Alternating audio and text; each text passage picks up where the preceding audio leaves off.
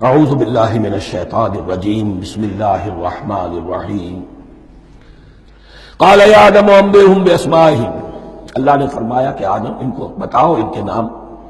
فلما انباہم باسمائہم، تو جب انہوں نے بتا دیے ان کو فرشتوں کو ان کے نام، قال الم اقل لکم انی اعلم غیب السماوات والارض، تو اللہ نے فرمایا کہ میں نے کہا نہیں تھا کہ میں جانتا ہوں آسمانوں اور زمین کی تمام غائب چیزوں کو جو تمہاری نگاہوں سے بھی اوجھل ہے. غیب میں ہر شے کا جاننے والا ہوں. وَأَعْلَمُ مَا تُبْدُونَ وَمَا كُنتُمْ تَكْتُمُونَ، اور میں جانتا ہوں جو کچھ تم ظاہر کر رہے تھے، جو کچھ تم چھپا رہے تھے.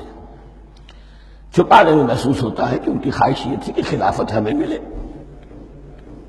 ہم خدام ادب ہیں، ہر وقت تسبیح و تحمید اور تقدیس میں مصروف ہیں، جو حکم ملتا ہے بجا لاتے ہیں. تو یہ خلافت کسی اور مخلوق کو کیوں ملے؟ یہاں صرف یہ اور بتا دوں کہ یہ چونکہ اب ایک تیسری مخلوق کا ذکر بھی بعد میں آئے گا. 3 صاحب تشخص مخلوقات ہیں اللہ کی، صاحب تشخص، صاحب شعور، جن میں میں کا شعور ہے.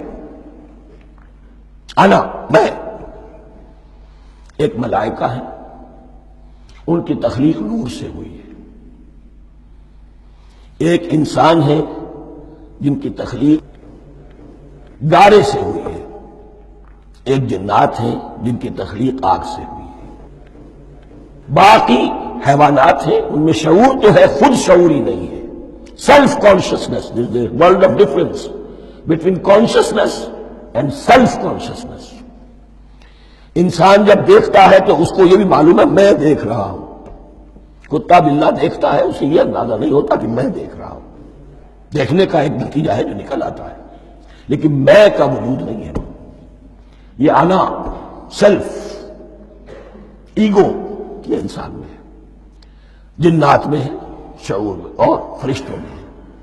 ایک نوری مخلوق، ایک ناری مخلوق، ایک زمین کے اس کرسٹ میں، یہ جو مٹی اور گارے، مٹی اور پانی کا جو مغلوبہ ہے گارے کی شکل میں، اس سے بنا ہے.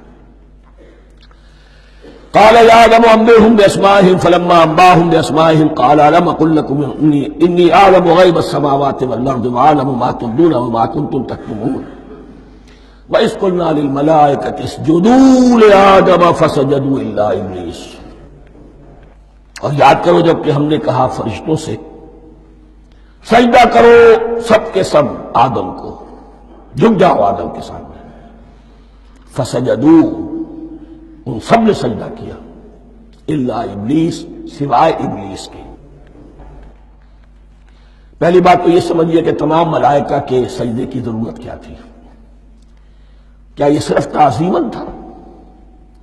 اور تعظیماً اگر تھا تو کیا آدم خاکی کی تعظیم تھی یا کسی اور شے کی تعظیم تھی؟ مکی صورتوں میں یہ بات 2 جگہ واضح کی گئی ہے. فَإِذَا سَوَّيْتُهُ وَنَفَخْتُ فِيهِ مِن رُوحِي فَقَعُوا لَهُ سَاجِدِينَ. جب میں اس آدم کی تخلیق مکمل کر لوں اور اس میں اپنی روح میں سے پھونک دوں، تب گر پڑنا اس کے سامنے سجدے میں. تعظیم اگر ہے تو آدم خاکی کی نہیں ہے، اس کے اندر جو ڈیوائن ایلیمنٹ ہے، جو ڈیوائن سپارک ہے، جو روح ربانی ہے، میری روح، اس کی ہے. اور نمبر 2، اس کی حکمت کیا ہے، علت کیا ہے، غرض و غایت کیا ہے؟ جیسا کہ میں نے عرض کیا، اس کائنات کی اس حکومت کے کارندے تو وہ ہیں. خلیفہ بنایا جا رہا انسان کو، جب تک یہ ساری سول سروس اس کے تابع نہ ہو خلافت کیسے کرے گا؟ دیکھیے میں جانا چاہتا ہوں، چوری کرنے کے لیے جانا چاہتا ہوں، راستے میں کتنے فیکٹرز ہوں گے، کتنے فزیکل فینومینا ہوں گے. میں چلنا چاہتا ہوں، میں زمین کو دھکیلتا ہوں، زمین مجھے دھکیلتی ہے. زمین مجھے نہ دھکیلے تو میں کیسے چلوں گا؟ یہ پوری کائنات جو ہے، یہ جب ہم کو ارادہ کرتے ہیں اور کوئی فیل کرتے ہیں تو اس فیل کے پورے ہونے میں، اس کے ظہور میں نہ معلوم کون کون سے ایلیمنٹس ہیں، کون کون سی فورسز آف دی نیچر ہے جو ہمارے ساتھ موافقت کرتی ہے تو ہم وہ کام کر سکتے ہیں. اور ان سب پر فرشتے مامور ہیں، ہر ایک کی اپنی ڈومین ہے. اگر وہ تابع نہ ہوں تو خلافت کی کوئی معنی نہیں. خلافت دی گئی ہے، یہ ادھر جانا چاہتا ہے جانے دو، یہ نماز کے لیے مسجد میں جانا چاہتا ہے جانے دو، یہ چوری کے لیے نکلا ہے نکلنے دو، اس لیے کہ اس کو جو اختیار دیا گیا ہے اس کے اختیار کے استعمال میں یہ تمام جو قوتیں ہیں وہ اس کے ساتھ موافقت کرتی ہیں، تب اس کا کوئی ارادہ وہ اچھا ہو یا برا وہ پایہ تکمیل کو پہنچ سکتا ہے۔ یہ گویا کہ سبارڈینیشن اس کے لیے سمبل کہ تمام فرشتوں کو جھکا دیا گیا۔ البتہ اس آیت میں ایک مغالطہ پیدا ہوتا ہے، الا ابلیس، سوائے ابلیس کے۔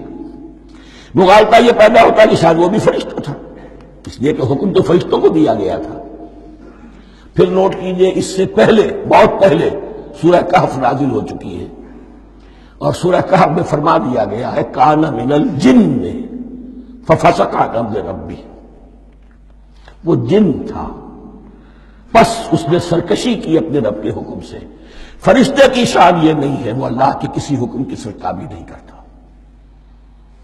لا یعصون اللہ ما امرہم ویفعلون ما یؤمرون، وہ اللہ کے کسی حکم کی نافرمانی نہیں کرتے اور جو حکم ملتا ہے بجا لاتے ہیں۔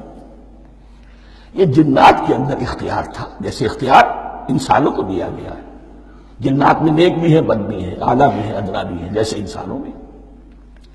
لیکن یہ عزازیل جو جن تھا علم اور عبادت دونوں کے اعتبار سے بہت بلند ہو گیا تھا، اور یہ فرشتوں کا یوں سمجھیے کہ ہم نشین، فرشتوں کے ساتھ اس طور سے شامل، جیسے بہت سے انسان بھی اگر اپنی بندگی میں، زہد میں، عبادت میں، نیکی میں ترقی کرے تو ان کا ملائے اعلیٰ کے ساتھ، عالم ارواح کے ساتھ، عالم ملائکہ کے ساتھ ایک رابطہ قائم ہوتا ہے۔ اسی طریقے سے وہ جو عزازیل تھا جن ہونے کے باوجود اپنی نیکی، عبادت، پارسائی اور اپنے علم میں فرشتوں سے بہت آگے تھا، اس لیے معلم الملکوت کی شکل اختیار کر چکا تھا۔ اس کو اپنی زون تھا، یہ بات جیسا کہ میں نے عرض کیا 7 مرتبہ قرآن میں یہ بات آئی ہے، قصہ ابلیس و آدم، کہ فرشتوں کو حکم ہوا کہ سجدہ کرو، سب جھک گئے، ابلیس نے سجدے سے انکار کر دیا 7 مرتبہ۔ یہ 7ویں مرتبہ ہے جو ہم پڑھ رہے ہیں، مصحف میں پہلی مرتبہ آ رہا ہے، ترتیب نزول میں 7ویں مرتبہ آ رہا ہے۔ یہ آدم و ابلیس کا قصہ اس سے آگے سورہ اعراف میں آئے گا، پھر سورہ ہجر میں آئے گا، سورہ بنی اسرائیل میں آئے گا، سورہ کہف میں آئے گا، سورہ طٰہٰ میں آئے گا، سورہ صاد میں آئے گا، 6 مرتبہ مکی قرآن میں، 1 مرتبہ یہاں۔ تو یہاں اشارہ نہیں کیا، اس لیے مغالطہ ہو سکتا ہے، لیکن یہ کہ سورہ کہف میں آپ کو بتا چکا ہوں کان من الجن ففسق عن امر ربی، اس نے اپنے رب کے حکم سے سرکاری۔ ابلیس اس کا صفاتی نام ہے اب، اس لیے کہ اب لسیبلسو کے معنی ہوتے ہیں مایوس ہو جانا، یہ اللہ کی رحمت سے بالکل مایوس ہے، اور مایوس جو ہو جائے وہ شیطان ہو جاتا ہے۔ اب میرا تو چھٹکارا نہیں ہے، جتنوں کو برباد کر سکوں کروں، میری تو عاقبت خراب ہو چکی ہے، جتنوں کو اپنے ساتھ، ہم تو ڈوبے ہیں سلم، تم کو بھی لے ڈوبیں گے۔ اب وہ شیطان اس معنی میں کہ انسان کی عداوت اس کی گھٹی میں پڑ گئی، اس نے اللہ سے پھر اجازت ملی کہ مجھے مہلت دے دے یوم یبعثون، قیامت تک کے دن کے لیے، تو میں ثابت کر دوں گا کہ یہ آدم اس رتبے کا حقدار نہ تھا، مستحق نہ تھا جو اسے دیا گیا۔ انا خیر منہ، میں اس سے بہتر ہوں، خلقتنی من نار وخلقتہ من طین، تو نے مجھے آگ سے بنایا، اسے گارے سے بنایا۔ لیکن یہ تکبر ہے در حقیقت کہ جس نے اسے راندہ درگاہ حق کر دیا۔ وَإِذْ قُلْنَا لِلْمَلَائِكَةِ اسْجُدُوا لِآدَمَ فَسَجَدُوا إِلَّا إِبْلِيسَ أَبَىٰ وَاسْتَكْبَرَ، ابا اس نے انکار کیا، واستكبر اور تکبر کیا، استکبار کیا، وَكَانَ مِنَ الْكَافِرِينَ۔ کانا عربی زبان میں 2 طرح کا ہوتا ہے، تامہ، ناقصہ۔ ایک معنی یہ ہو سکتے ہیں کہ ہو گیا، اب اپنے اس استکبار اور انکار کی وجہ سے کان من الکافرین، وہ کافروں میں سے ہو گیا۔ ایک کانا تامہ ہوتا تھا ہی کافروں میں سے، یعنی اس کے اندر سرکشی چھپی ہوئی تھی، اب ظاہر ہو گئی۔ یہ معاملہ ہوتا ہے، کسی شخص کی بدنیت ہی اس کے اوپر پردے پڑے رہتے ہیں نیکی کے، زہد کے، کسی خاص وقت میں آ کر وہ ننگا ہو جاتا ہے، اور جو اس کے اندر تھا اصل اس کی حقیقت وہ سامنے آ جاتی ہے۔ اس کا امکان ہے، تو دونوں معنی اس کے ہو سکتے ہیں۔